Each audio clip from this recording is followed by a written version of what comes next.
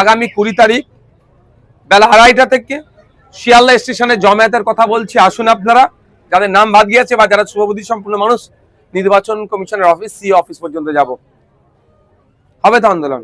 এবং মাঠে ময়দানে আন্দোলন হবে গণতান্ত্রিক প্রক্রিয়ায়, কোর্টের আন্দোলন হবে আইনি লড়াই। একটা প্রশ্ন করেছে বিভিন্ন জায়গায় নাকি মাইক বন্ধ করে দিচ্ছে। আমি একটা কথা বলবো, কারো রাইট নাই মাইক বন্ধ করার।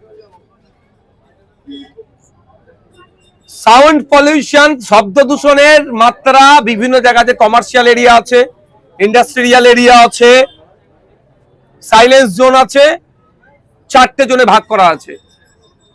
কলকাতা হাইকোর্টের 65 ডেসিমেলের নিচে বাজানোর কথা বলা আছে। সুতরাং কোন জায়গায় কেউ যদি গিয়ে বলে মাইক বন্ধ করো ধর্মস্থানের, সে ভুল কথা বলছে। তাকে সঙ্গে সঙ্গে বলুন কোন আইনের পরিপ্রেক্ষিতে বলছে। শুভেন্দু অধিকারী মহাশয় বিজেপি মুসলমানদেরকে টাইট দিতে চাইছে, কিন্তু ব্যাপারটা হচ্ছে মুসলিমদেরকে টাইট দিতে গিয়ে হিন্দু ভাইরাও আজকে ক্ষতিগ্রস্ত হচ্ছে। আমরা যতটুকু জানি, যে গরুগুলো আসে জবা করার জন্য, বলির জন্য, কুরবানির জন্য, বেশি অংশ আছে উড়িষ্যা, বাঁকুড়া, ঝাড়গ্রাম এদিক থেকে। সেই কারা লালন পালন করে, কারা বড় করে, দেখলে দেখা যাবে 80% আমার নন মুসলিম ভাইরা পড়ি। তারা বছরে এই দিনটার অপেক্ষায় থাকে, কুরবানির উৎসবের অপেক্ষায় থাকে। বছর বছর ধরে গরু লালন পালন করে, বিক্রি করে যে উপার্জন হয়, এই ধরনের খবর পাওয়া যাচ্ছে। মেয়ের বিবাহ থেকে শুরু করে আনুষঙ্গিক এই টাকাটাকে কাজে লাগায়। বিজেপি সরকার যেভাবে দমন পীড়ন করছে প্রশাসনকে কাজে লাগিয়ে, এতে ক্ষতিগ্রস্ত সেটা শুধু মুসলমানরা হচ্ছে না, মুসলমানদের অল্টারনেটিভ আছে। খাসি, ছাগল, তারা কুরবানি করলে, তাদের কুরবানি জবা করলে কুরবানিটা তাদের হয়ে যাবে। কিন্তু যারা গরুগুলোকে লালন পালন করে বড় করলো, খাওয়ালো, একটা গরুর পিছনে 20,000 30,000 টাকা ইনভেস্ট করলো, যেটা 1 লাখ টাকায় বিক্রি করবে, তারা আজকে কোথায় যাবে? এই চিন্তায় চিন্তিত হয়ে ভাঙড় বিধানসভায় বামুনিয়া গ্রামে আপনি যেটা বলছেন হার্ট অ্যাটাকও করেছে, তা নাকি বেশ কত টাকা লোনও আছে, অনেকেই ধরনের আছে। তারা এখন কোথায় যাবে? এখন দেখার বিষয় যে 1950 সালে যে আইন আছে, সেই আইনের 12 নম্বর ধারাটাকে উল্লেখ করে রাজ্য সরকার ছাড় দেয় কি দেয় না, সেই মর্মে আমি দ্বারস্থ হচ্ছে তাদের কাছে হব। আমি আশা করব সেটা ছাড় দেবে। মানুষের রুজি রুটি এখানে যুক্ত হয়ে আছে। প্রায় 2 থেকে 250 কোটি টাকার একটা আরো উপরে হবে একটা বিজনেস, যার 70% কিন্তু কন্ট্রোল করতো আমার হিন্দু সমাজের ভাইরা। আজ তারা এখানে আক্রান্ত হচ্ছে, তারা ব্যবসায়িকভাবে লসে রান করছে। এই বিষয়ে আপনাকে নিয়ে যারা বিরোধী করে তারা বলছে বিধানসভায় আওয়াজ তুলছে না কেন, এদের জন্য কি বলবেন? ধরুন বিধানসভা রীতিনীতি কিছু আছে।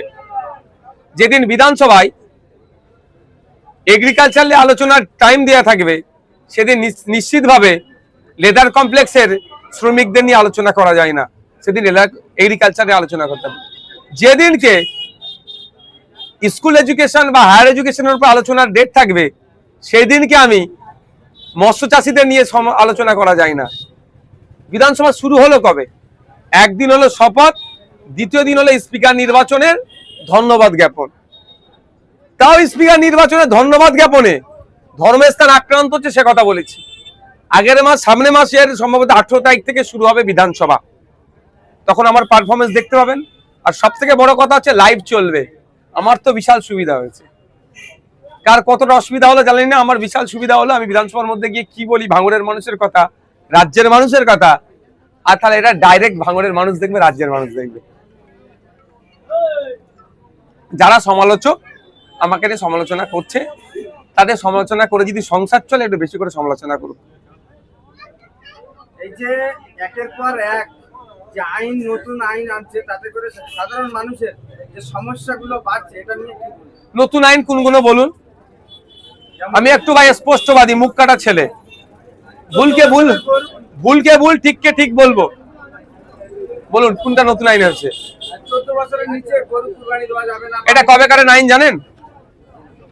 তাহলে 1950 সালের আইন আছে, দেখুন বরঞ্চ প্রশ্ন করুন 15 বছরের দিদি, তার আগে সরকারগুলো কেন এগুলোকে অ্যামেন্ডমেন্ট করেনি? এই আইনের অ্যামেন্ডমেন্ট করা যেত, ইচ্ছা করে করেনি। মুসলমানদেরকে শুধু ঝুলিয়ে রেখেছে কাগজে কলমে, মুসলমানদেরকে সঠিক এরা হতে দেয়নি। হ্যাঁ, ডিস্টার্ব করেনি, আটকায়নি, ঠিক কথা, কিন্তু আইনটা 1950 সালের আইন, 2018 সালের এর উপর একটা মামলা হয়েছিল। তো প্রশ্ন এখানে করুন যে 15 বছর তোমরা সরকার চালালে এই আইনের সংশোধন করলে না কেন? বিজেপি সেই আইনটাকে একটু কঠোরভাবে পালন করানো বলছে। ব্যাপারটা হচ্ছে কি জানেন, সব পাখি মাছ খাই, মাছরাঙার দোষ হয়। কোন সরকারি মুসলমানদের তারা দীর্ঘদিনের জন্য একটা ভালো জায়গা পেয়ে যাক, ঠান্ডা মাথায় কাজ করুক, এটা দেবে না, সবসময় প্রেসারে রাখার চেষ্টা করে। আর বলুন নতুন আইন কোনটা বলুন, জানতে হবে সমাজকে। আইনটা 1950-এর, কেন এতদিন অ্যামেন্ডমেন্ট করা হলো না? যারা সরকারে আছে তাদেরকে ছিল, তাদেরকে আগে প্রশ্ন করুন, বলুন। এসআইআর থেকে যাদের নাম বাদ গিয়েছে, আগামী দিনে কি তাদের জন্য আন্দোলন হবে? আগামী 20 তারিখ বেলা 2:30 থেকে শিয়ালদা স্টেশনে জমায়েতের কথা বলছি। আসুন আপনারা, যাদের নাম বাদ গিয়েছে বা যারা শুভবুদ্ধি সম্পন্ন মানুষ, নির্বাচন কমিশনের অফিস, সিও অফিস পর্যন্ত যাব, হবে তো আন্দোলন। এবং মাঠে ময়দানে আন্দোলন হবে গণতান্ত্রিক প্রক্রিয়ায়, কোর্টের আন্দোলন হবে আইনি লড়াই। একটা প্রশ্ন করেছে বিভিন্ন জায়গায় নাকি মাইক বন্ধ করে দিচ্ছে। আমি একটা কথা বলবো, কারো রাইট নাই মাইক বন্ধ করার। সাউন্ড পলিউশন, শব্দ দূষণের মাত্রা বিভিন্ন জায়গাতে, কমার্শিয়াল এরিয়া আছে, ইন্ডাস্ট্রিয়াল এরিয়া আছে, সাইলেন্স জোন আছে, 4টে জোনে ভাগ করা আছে। কলকাতা হাইকোর্টের 65 ডেসিমেলের নিচে বাজানোর কথা বলা আছে।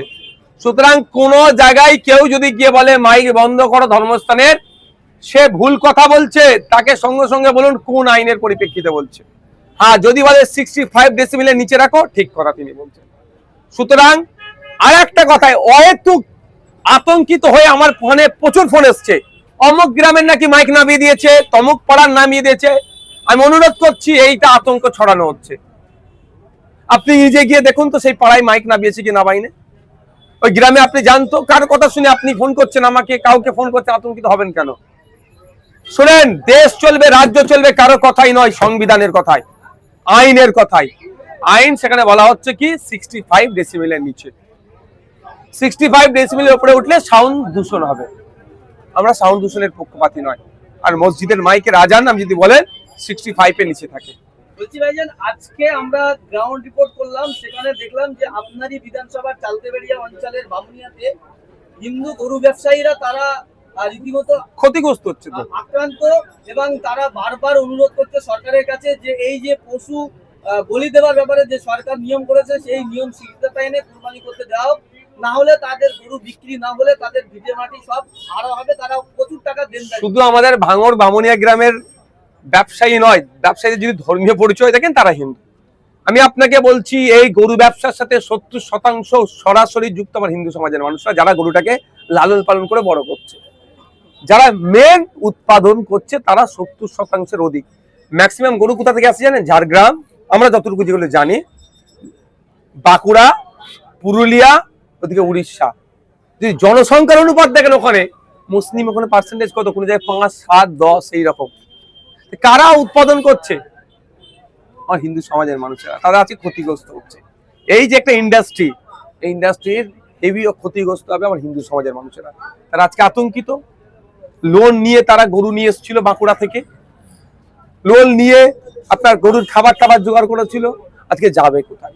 আর একটা কথা বলছি, বিশ্বভারতীতে একটা গবেষণা হয়েছিল, পশ্চিমবাংলায় সব যে গরুগুলো আছে, এই গরু এর ঘাস বা খাওয়ার জায়গা যত গরু আছে তার পরিমাণে কম। বুঝতে পারছেন আমি কি বলছি?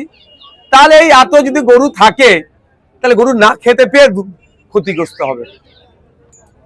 এই অনেকটা বিষয় আছে। এখন সরকারের কে আমি অনুরোধ আমিও করব, যে যে অ্যাক্ট আছে 1950 সালের, সেখানে 12 নম্বর পয়েন্টে বলা আছে সরকারের একটা রাইট দেওয়া আছে, রিলিজিয়াস পারপাসে সরকার চাইলে ছাড় দিতে পারে। আমি সরকারের কাছে অনুরোধ করব, একদিকে যেমন হিন্দু ভাইরা ক্ষতিগ্রস্ত হচ্ছে, অপরদিকে মুসলমান ভাইদের যদি গরু কুরবানি না দেয়, তার পরিবর্তে অল্টারনেটিভ ব্যবস্থা আছে, যে পারবে না এরকম ব্যাপার নয়, তারপরেও যারা কিনে ফেলেছে বা যারা এখন কি করবে এই দ্বিধাগ্রস্তর মধ্যে আছে তাদের কথা মাথায় রেখে 12 নম্বর সেকশনটাকে আপনি আপনার ক্ষমতা আছে, সরকারের ক্ষমতা, সেটা দিয়ে আপনি সেটাকে এক্সারসাইজ করুন। এই আমার হিন্দু গরু ব্যবসায়ী থেকে শুরু করে মুসলিম যারা কুরবানি দিতে চাইছে আতঙ্কিত, তাদেরকে আতঙ্ক মুক্ত করুন। এই বিষয়টাকে নিয়ে বিধানসভায় কি উত্থাপন করবেন? ভাই বিধানসভায় পরে হবে 18ই জুন, অবশ্য তখন চর্চা হবে, তার মধ্যে কুরবানি হয়ে যাবে। তারা তো শেষ পরিণতি মৃত্যুকে বেছে নিতে চাইছে, আর কোনো রাস্তা বলছে আমাদেরকে বিষ দাও, তাহলে আমাদের না, আমি ওটা বলবো না। আমি বারবার অনুরোধ করব যে ওই পথটা অবলম্বন করবেন না। নিশ্চিতভাবে সরকার, শুভেন্দু বাবু তো বলেছেন হিন্দু হিন্দু ভাই ভাই স্লোগান দেয়, অন্তত মুসলমানদের কথা বাদ দিয়ে হিন্দু ভাইদের কথা ভাবে এবারে ওই 12 নম্বর সেকশনটাকে ইউটিলাইজ করুন। আরেকটা বিষয়, আজকে পার্ক সার্কাসে দেখা গেল যে কিছু মানুষজন তারা আন্দোলন করছিলেন। তাদের দাবি ছিল যে যেভাবে সরকার বুলডোজার চালাচ্ছে বিভিন্ন জায়গায়, এই পশু কুরবানিতে যে কঠিন আইন নিয়ে এসছে, এই সমস্ত বিষয় নিয়ে তারা আন্দোলন করছিলেন। সেখানে পুলিশ মহিলাদের উপরে লাঠিচার্জ করেছে। দেখুন, প্রোটেস্ট আমার ডেমোক্রেটিক রাইট, আমি প্রোটেস্ট করবই। গণতন্ত্রের পরিসরে আমার এই রাইট আছে। নির্বিচারে শান্তিপূর্ণ প্রতিবাদ মিছিলে যে আক্রমণ হয়েছে, পুলিশি আক্রমণ, ধিক্কার নিন্দা জানাচ্ছি। তবে যেগুলো চালানোর চেষ্টা হচ্ছে, প্রশাসনকে কিন্তু জবাব দিতে হবে। পার্ক সার্কাস শুধু তাই নয়, তফসিয়াতে অবৈধ পন্থা অবলম্বন করে বুলডোজার চলেছিল, আইনি ধাক্কা খেয়েছে। পার্ক সার্কাসে যেটা হয়েছে, আইনি ধাক্কা আগামী দিনে খাবে।